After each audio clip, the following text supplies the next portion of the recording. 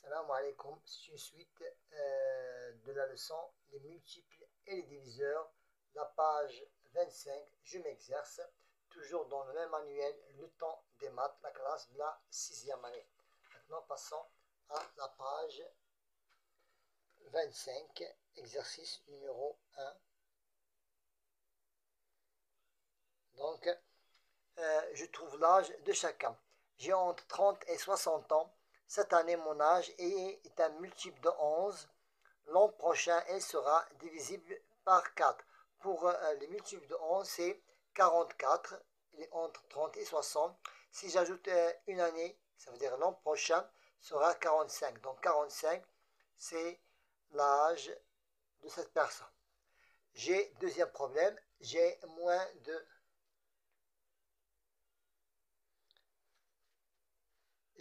de 20 ans, mon âge est un nombre premier, ça veut dire il possède seulement lui-même et 1.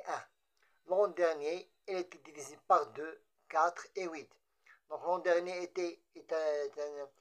est indivisible par 2, par 8 et par 4. Si j'ajoute 1, il devient un nombre premier, ça veut dire son âge est 17 ans. Pour la question numéro 2, je vérifie par des exemples, puis je complète par vrai et faux. La somme de 4 nombres consécutifs est toujours un nombre pair. C'est vrai. Donc, pour n'importe quelle suite de nombres, 3, 4, 5, 6, 7, 8, 9 par exemple, toujours c'est un nombre pair. Vrai. La somme de 3 nombres consécutifs qui suit l'un suit l'autre est toujours un nombre impair. Faux. Voilà un exemple. 3, 4, 5 est un nombre pair, donc c'est faux. La somme de 3 nombres consécutifs est toujours divisible par 3, vrai. Voilà un exemple. 3, 4, 5, la somme c'est 12. 12 divisé par 3, donc c'est un nombre divisible par 4. Pour le problème numéro 3, une usine fabrique 1256 espadrilles par jour. Combien d'espadrilles fabrique-t-elle par mois? Sachant qu'un mois est de 30 jours, donc je multiplie 1256 par 30, ça me donnerait 37 680 espadrilles par mois. Nous devons les ranger dans des boîtes de 7. Donc je n'ai qu'à diviser ce nombre par 7. Donc toujours un reste supérieur à 0. Donc il n'est pas exact. Non.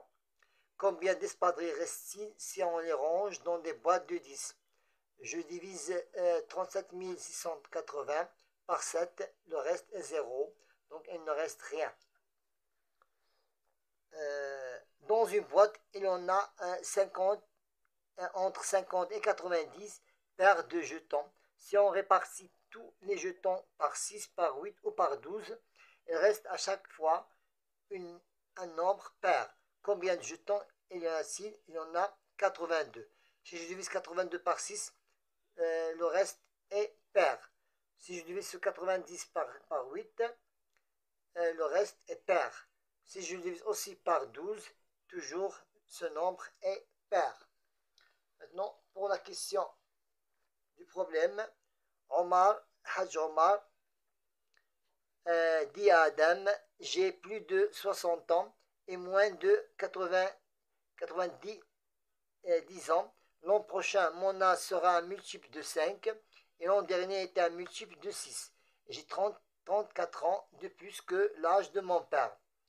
Donc, c'est 80, c'est 84. Donc, c'est un âge qui est encadré entre 60 et 90. Et c'est un multiple de 6. Et l'an prochain sera 85. Donc l'an prochain sera 85. Maintenant, nous devons vérifier l'âge du père d'Adam. Je n'ai qu'à soustraire 34 ans, l'âge de différence, et l'âge du grand-père, ça devient 50. Donc l'âge du père est de 50 ans. Voilà, nous avons terminé cette suite de séances qui étaient les multiples et les diviseurs. Bon. Bon courage.